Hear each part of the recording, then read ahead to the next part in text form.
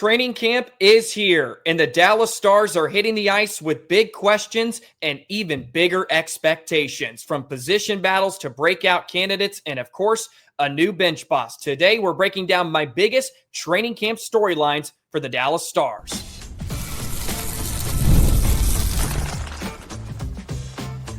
You're Locked On Stars, your daily podcast on the Dallas Stars, part of the Locked On Podcast Network. Your team every day. Howdy, Stars fans. I'm Joey Erickson, former producer of 105 Through the Fan. Please be sure to subscribe. We are free and available wherever you get your podcasts and on YouTube. And as always, thank you so much for making us a part of your day and making us your first listen. Welcome to a Tuesday edition of Locked On Stars, part of the Locked On Podcast Network, your team every single day. Training camp is just a few days away, and today we're breaking down my biggest storylines for the Dallas Stars heading into training camp, including a top line, which could consist of multiple candidates. What is that going to look like? Maverick Bork, the next rising star for the Dallas Stars, in a fun little game to wrap things up. Who's going to play more? We're going to go through some of the depth pieces for Dallas up front and on the blue line and predict who's going to play more games during the 2025-26 season. Welcome in, sit back, relax. We're going to have a fun show for you today. I want to thank you for all the love and support. Hockey is finally back. A preseason game is now, just 5 days away, maybe 4, upcoming on the 20th against the St. Louis Blues. I'm also going to have Robert Tiffin on the podcast tomorrow, so be on the lookout for that. First time he's been on Locked On Stars, at least since I've taken over, so looking forward to chatting with him. He was at the prospect games over the weekend, so a lot of fun stuff upcoming here in the next couple of weeks. But let's kick things off with that top line showdown. Who's in? Who's out? We've talked about this quite a bit already. Will they go ahead and move Wyatt Johnston up to the top line with Roope, Hintz, and Niko Rantanen? Do they want to move Roope, Hintz to wing? Do they want to move Wyatt Johnston to wing? If I had to make a prediction, I think Gulutzan and Neil Graham are going to allow Hintz, Robertson, and Rantanen right off the bat to try to find some chemistry and see if that can produce fireworks. It was a bit hit or miss at the end of the regular season in 2025, but there was moments. Jason Robertson was actually lighting the world on fire the last 3.5 months of the season. And then you had to implement Rantanen coming over at the trade deadline, and they had some special moments, but it just never felt like it was rocking and rolling like a couple years ago when the trio of Hintz, Robo, and Pavelski were at full flight. And really, since Pavelski left, they've been trying to find the perfect complement to Robo and Roope. Do they want to finally break up Roope and Robo?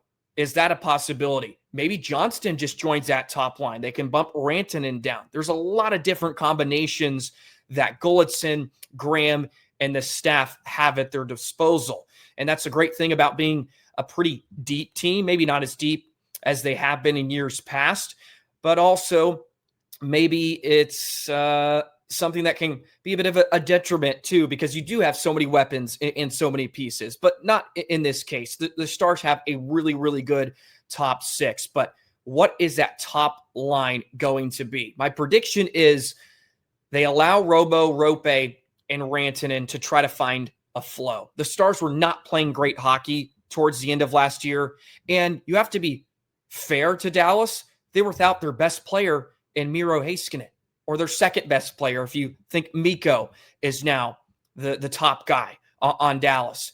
And we all know the impact Miro has. And yes, he's a defenseman, and you may be asking, how does that have to do with anything with the top line? Well, it has a lot to do with it, because Miro, as a puck mover and the mobility of a defenseman to skate with his legs, he's a one-man exit. He controls the puck on entries, and he also moves the puck up to that top line.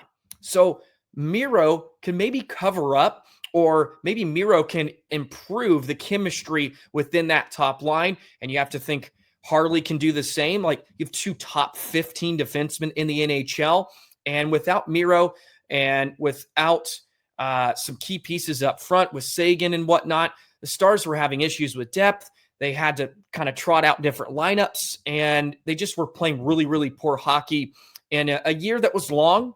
They played a lot of games. They had a lot of travel. When you include Finland, you include 4 nations, all of that transpired last season. This is an opportunity now for Rantanen at the Stars' disposal for a full season and Miro healthy. I think that can do a lot for that top line. Maybe that's something we haven't talked about enough, is the absence of Miro Heiskanen and what that really just did to the Stars overall. Think about the shots on goal totals at the end of last year. The Stars were giving up 40, 50 shots, it felt like, on any given night against just teams, not just the upper echelon of the NHL, like to Nashville, to the Ducks. They were getting cleaned house against teams that were not in a playoff spot. Of course, they were struggling against good competition too, but the absence of Miro was huge. When you just look at the Stars' overall defensive numbers, shots on goal especially, puck possession, I think that will allow this top line to really thrive, and why I believe they're going to give this a chance with Robo and Rantanen. And then if it's not working, they're going to flip some things around. But that's my prediction heading into training camp, is Robo, Roope, and Rantanen have some grace. They have a little grace period. And I think we'll get to see it at some point during the preseason games. And I look forward to seeing that. But of course, they have a lot of different options. Johnston, of course, I could see if it doesn't work out, maybe they try Wyatt between Robo and Rantanen. You give Wyatt an opportunity to play with some elite wingers. He hasn't had that in the past. When you look at an aging Jamie Benn and aging Evgeny Dodonov, and maybe that unlocks Wyatt a bit, allows him to continue to improve after what we've seen in his young career already. And you can drop Roope down. Imagine if Matt Duchene's your third center. I think you really like that. You could have Wyatt, Roope, and then Duchene, sort of your 1-2 in 3 hole, and you give Wyatt some good wingers. Roope will add some speed because you are pretty slim, especially on that left side. So if you get Roope down on that second line, maybe second line center, just because he doesn't take long shifts, he doesn't take a lot of ice time up. Wyatt Johnston last year continued to play more minutes. He plays in all situations too. Roope does to some degree on the penalty kill, but wasn't used as much as Roope, if I'm not mistaken. I want to say Wyatt was probably 3rd or 4th in terms of minutes. Shorthanded, I would need to confirm that, but I think with some of the subtractions you had up front with Marchment and with Marchment, Dodonov, you lose them. You know, Roope could play alongside Seguin, could play alongside Ben if need be. Gives that line some juice. So there's a lot of different options, but a top line I think it's going to be a pretty big story about where they all fit together. What is Gulutzan's plan? Does he have a plan right off the hop? I'm sure he does. I'm sure he sits at his table, his dining room table late at night, and he's writing combinations up constantly. And I'm looking really, really forward to seeing what that's going to be. But I think Hintz, Robertson, Rantanen, they get a little grace period. If it doesn't work, I wouldn't be shocked if Johnston moves up. And maybe they bump Rantanen down if they want to play him at wing. We've seen a lot of success with Rantanen or with Johnston, Hintz, and Robo in the past when they've kind of thrown them together if they needed some offense. And I wouldn't be surprised if they wanted to even bump Robo down. Maybe they try Johnston, Hintz, and Rantanen. That gives some extra juice maybe in your sort of your middle six if you wanted Robo. I think Robo and Duchene would be a fun combination. Something I haven't really touched on enough, but Duchene with his playmaking ability, his ability to hold on to the puck, Robo, right place, right time. I think that could be a dynamic duo for Dallas as well. So that's one of my biggest storylines coming in to training camp for 2025-26. These are not necessarily in order, but that is on the top of my mind with training camp a couple of days away. Now, Maverick Bork seems like he should have already broke out as much as we talk about it, but this is the year, right? This is the year the Stars' first-round pick takes it to a next level, and ideally, the Stars have to have him. We'll tell you more in just a moment. Today's episode of Locked On Stars is brought to you by FanDuel. The NFL season is here, and FanDuel is making sure you're ready for kickoff with a can't-miss offer. Right now, new customers can bet just $5, and if your bet wins, you'll get $300 in bonus bets to use across the app. FanDuel is so much fun because it fits into however you like to bet, whether that's a player prop, whether it's building a same-game parlay, or you can even jump in the live action as it unfolds. Whether you're watching your team, maybe you're just watching your fantasy lineup or your favorite player, it's quick, it's easy, it's the best way to add some more energy to your Sundays. You're going to be on the couch watching some football on Saturdays, Sundays, and it's not just football. It's not just the NFL. You got the MLB. You got playoffs upcoming for postseason baseball. Of course, we got the NHL about to kick off next month. So many different ways for you to get in on the action. As I said, $5 bet, your first $5 bet. If you win, you get $300 in bonus bets. So are you ready to play? Download the FanDuel app by visiting FanDuel.com to get started. That's FanDuel.com to place your first $5 bet. The next storyline for the Dallas Stars with training camp right around the corner, Maverick Bork, the Stars' next rising star, had a decent rookie campaign, not what maybe we were all envisioning, but he had some moments, and I'll continue to beat the nail on the head. He got better as the season wore along. And you've heard me talk about how Bourque in the past, and each new experience in each new league he gets to, he has a year where it's sort of a feeling out process, and it just seems like he just takes off in the next season. So I wanted to talk about that a bit more, because it really is staggering. You can go to Maverick Bork, his Elite Prospects page. Wonderful website. Of course, Elite Prospects can do a lot of fun things on there. Of course, he was a 2020 first-round pick by the Dallas Stars, 30th overall. He's just 23, by the way, as well. And I just want to read you his Elite Prospects draft guide little summary, because I think it really will give you a great perspective and idea of Maverick Bork and how these scouts saw him. His hockey IQ, here it is. His hockey IQ is unreal. Out of nothing, he's going to make plays that no one else can see on the ice. Bork is very effective at putting the puck at the proper space so he can protect the puck. He's so good at bringing defenders to him with the occasional head fake or a change of speed. He's shown a real knack for luring defensemen out of passing lanes. I think Bourque is also a player that is going to benefit tremendously from the coaching change. Bourque is not a guy, at least from what we saw, I think thrives on the rush game. Of course, he has that in him. Don't get me wrong, but I think Bourque is going to benefit from this change in perspective, approach, forechecking system by Gulutzan, because I think he can be really strong against the wall. His ability to protect the puck, not afraid to get to some of those dirty areas. And I think the Stars are going to create some more offense on the dump and chase. They're going to go win puck battles. They're going to be more physical, and they're going to force teams into mistakes, and they're going to create out of the corners, and they're going to create below the goal line. I think Bourque is really going to benefit from this coaching change. And now to sort of hit the nail on the head a bit more on how he continues to sort of take off in that second year. So you can go back to his days in the QMJHL, Major Junior Hockey. So his first season was really good. 54 points in 64 games, nothing to scoff at. But he was a minus 28. In the postseason, he had 5 points in 6 games. So the production is there. Maybe not the two-way game. We all know plus minus, not always the best statistic to try to measure a player. But it's a staggering note when you go to his next year. 49 games, 71 total points. So it's about a 16-point improvement in point production.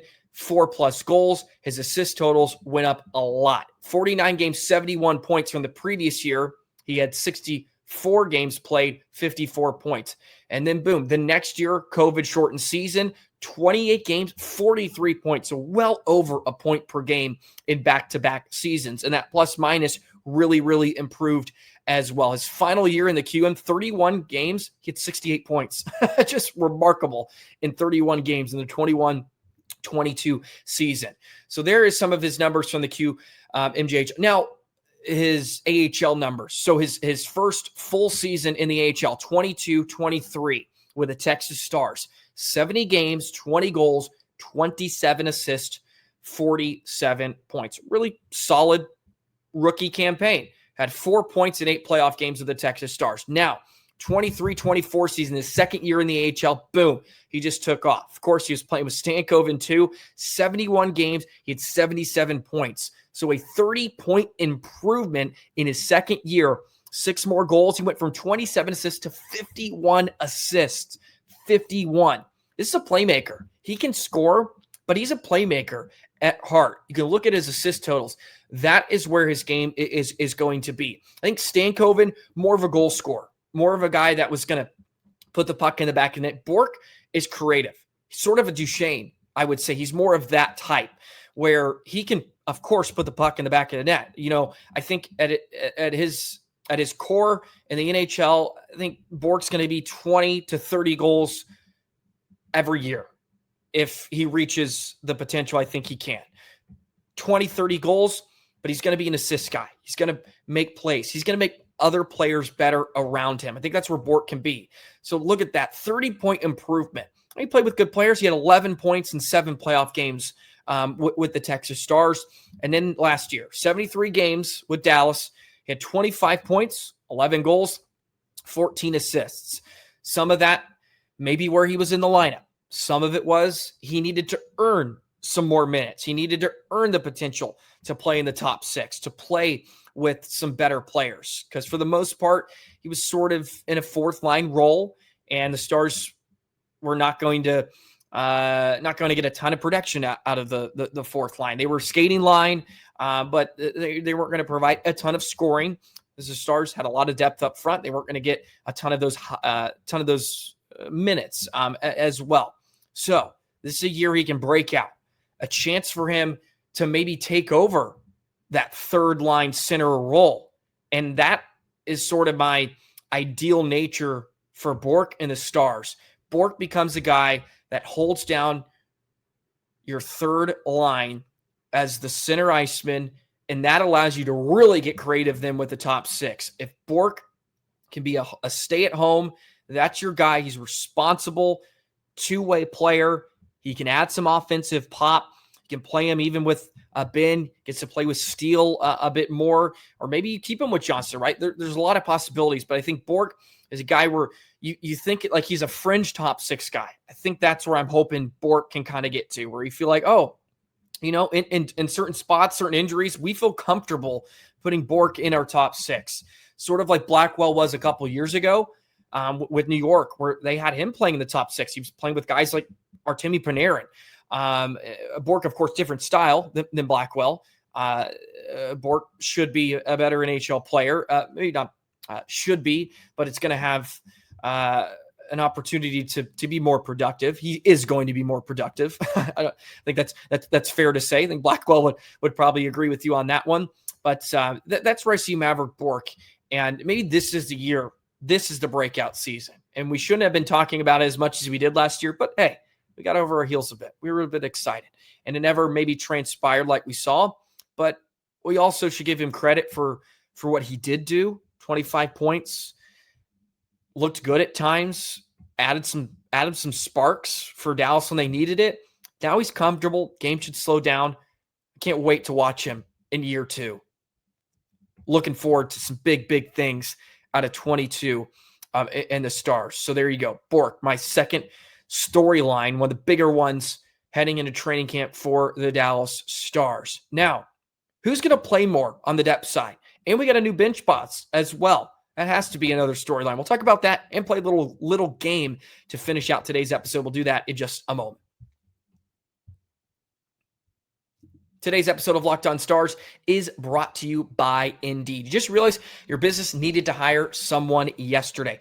How can you find amazing candidates fast? Well, that's easy. Just use Indeed. When it comes to hiring, Indeed is all you need. Stop struggling to get your job post seen on other sites. Indeed sponsored jobs put your post at the top of the page and help you reach right candidates faster. Sometimes you've been in a spot where you just need to hire somebody like yesterday. Pressure's on. Every day without the right person is a setback. That's why Indeed sponsored jobs can come in handy for you. Make sure your post gets seen by the right candidates right away. They make sure your candidates match the job requirements. Time is money, right? You don't have a ton of time looking through thousands or at least hundreds of candidates. Sponsored job is where it is. Now you can speed up that hiring process. $75 sponsored job credit. Just go to Indeed.com/lockedon right now. Support our show by saying you heard about Indeed on this podcast. Terms and conditions apply. Hiring Indeed is all you need. My final storyline for training camp 2025 for the Dallas Stars, of course, is Glenn Gulutzan. And this is the low-hanging fruit one of the episode. Maybe all of them are to some degree, just because I feel like we do have an idea of what this roster is. There's not really any position battles to really look out for, at least in my opinion. That's why we're going to do something a little different, talk about who's going to maybe play more between certain players. But we sort of know what this roster is, but we don't know who Glenn Gulutzan is. This is a big one, maybe the biggest out of them all. I think the Stars, they took a risk letting go of Pete DeBoer because there was a lot of unknowns. Glenn Gulutzan's an unknown. Has he improved? Yes. Has he put some skins on the wall? Has some credibility now as an assistant coach over the last 8 seasons with Edmonton? Heck yeah, he does. He looked really, really good. He's done a lot of great things, but again, he hasn't succeeded as a head coach in the NHL, whether it's his first stint in Dallas, which is not fair to judge him on. We talked about that. That was a very, very dark time in the Stars organization. Vancouver, of course, Calgary, although they made the playoffs one year, it was a first-round exit. He is an unknown. He hasn't proven that he is a reliable NHL head coach, but maybe this is the time. Think about it. It was a decade ago, over a decade ago, before he took over for the Dallas Stars, and he admitted it was probably too soon. And now he's learned a lot of things. And I've said I'm very, very interested to see where he takes the Stars, and I am bullish on him. I think he can be maybe something the Stars need, because the roster's a lot better than what it was when he was here the first go around. He's inheriting a really, really good thing, and now it's just about not running it off the road. And he has the respect of the coaches, the players. Obviously, he has a lot of built-in relationships with many of them. You get Neil Graham, Elaine Nazardine, just the coaching staff in general. It's going to be this collaborative process, it feels like. It could come back to bite them in the rear end. That's a big question. And for some Stars fans that wanted DeBoer gone, well, this is one of the answers and one of the solutions the Stars found. Or for those of you that thought maybe they should have held on, you may be looking to poke around and find any sore spots with the Stars early on. So it's going to be a fascinating first few weeks, and the first 20 games especially could go really, really good. It could go really, really poor. So it's certainly something to look out for. Okay, let's shift gears to just a little fun game I wanted to play, and it's simple, and it says on the rundown there, who plays more. But between these two certain players, we're going to we'll do a pair of forwards, and then we'll do a pair of defensemen. Who's going to play more during the 2025-26 season? Just because we sort of know the roster, there's not really a chance, it feels like, at least at this point in time, without injuries, that a Ritskovian or someone else down the AHL has a chance to make the roster, right? I think early in the summer, back in June, we're like, okay, like there's a chance for like a Ritskovian to make this lineup. But then they went out, they added Faksa. They went out and added Nathan Bastian. So we'll start here. Who's going to play more between Colin Blackwell and Oscar Beck? Beck had a really solid rookie campaign. He is sort of Radek Faksa 2.0 and thought coming into this year, at least over the summer, like this was going to be their fourth line center again. But then they go out and get Faksa. And I've brought this up a couple times on the show. I don't really know what the role is now for Oscar Beck. Blackwell, it's pretty obvious. Good on the penalty kill, and Beck is to some degree too. But Blackwell, good on the penalty kill, plays hard. He grinds, physical, just a perfect fourth line winger. And he can chip in offensively. Scored some big goals last year. Scored some big time goals, including in the postseason. Blackwell's a role. Beck, maybe he does. Maybe I'm overanalyzing this, but I don't see it because of the Bastian signing. That's where they want to be. That seems to be the identity the Stars are trying to create, or at least trying to shift from more of a skilled skating team back towards the median, right? So I would predict Blackwell's going to play more than Oscar Beck. I think Blackwell's going to play more games because I don't know where Beck maybe fits in. And maybe that's unfair because Blackwell, he can be a left winger too, and the Stars are they're a bit slim there. And Bastian is going to get some chances at the right wing. But I feel like Blackwell was such an underrated signing last year. And I think probably deserved to play more after what we saw late in the season, what we saw in the postseason. I think he's just going to get a lot more opportunity this next year. He stayed healthy, which was great. 32 years old, provides a veteran presence, experience that I think the Stars are going to want, especially with Gulutzan again kind of taking over. He's going to want to rely on some of those guys because let's face it, they need to win games.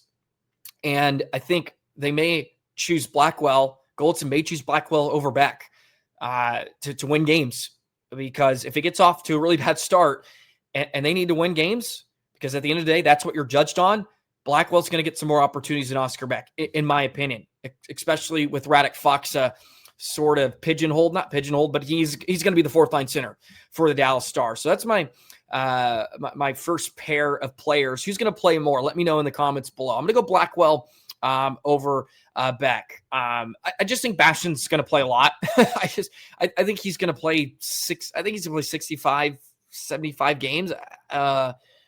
Maybe too high on him, but I think he's going to play a lot this next year. Now, on the back end, I'm trying to find someone to pair with this. I'll go Lundqvist just because it feels obvious, and then let's just go with Petrovic. Seventh defenseman and Lundqvist coming back off an injury. I think it's obvious it's Lundqvist, but maybe this goes back to sort of what I said about Blackwell and Beck. If Stars are a bit shaky, Lundqvist taking a lot of penalties, maybe not showing any signs of improvement, and the Stars just need somebody that's reliable and responsible, maybe they get Petrovic in some more games during the regular season. I have to go Lundqvist here, though, just based off what we saw last year, because Lundqvist was going to play 60-something games easily because he got off to a really good start. He was actually a really good partner with Lindell at points. He was a good partner with Harley at points. He just kind of was playing up and down the lineup and looked good, looked really good at times. So Lundqvist may be the easy answer. I just don't think there's maybe a great prompt for the back end, but I wanted to do a pair of defensemen just because, like Lindell, Heiskanen, Harley, we know, Lyubushkin to some degree. It's not like Bischel's going to go anywhere, even if he struggles. The Stars just have to have him. They need him to be in the lineup. So it's either Lundqvist or Petrovic. That's sort of fighting for that sixth spot. I think Lundqvist is going to edge him, but I think it may be closer than we think. I think it will be. because I just think Petrovic's going to get a lot more opportunities. I think he's deserved it. And it gives Dallas some more stability, especially if they have some injuries. And you got to factor that in too. I think you got to factor in some injuries. Some guys are going to go down. Petrovic's going to be used. And, maybe it's not just because Lundqvist isn't playing or struggling. Could be because, God forbid, Labushkin gets hurt. He plays physical game. Lindell, Miro, again, knock on wood. But those are all real possibilities. So let me know. Lundqvist or Petrovic? You got a feeling there? Is it closer than you maybe think, or is it obvious that it's Lundqvist? So those are some prompts I wanted to bring up to y'all today. And hopefully it's a little bit more exciting here to end today's show of Locked On Stars. Maybe not, and I'll just completely trash the segment. But those are some of my biggest training camp storylines for the Dallas Stars 2025 starting on Thursday. Got our preseason game just about to occur over the weekend as well. Blues and Stars on Saturday. So can't wait. Just really, really excited. It's a fun time of year. I hope everybody is getting juiced up for some Dallas Stars hockey. Again, Robert Tiffin coming on the show tomorrow. Look forward to chatting with him. We're going over some prospect games, go over Robo, Harley, their futures, and all that good stuff. Of course, he provides excellent insights with his writing. I know he's got a little podcast going as well. So I'm looking forward to that. So be on the lookout for that on a Wednesday. But please hit the subscribe button. Hit the notification bell. Never miss an episode. Thank you for making us your first listen and listening to Locked On Stars, part of the Locked On Podcast Network, your team every single day. So long, Stars fans.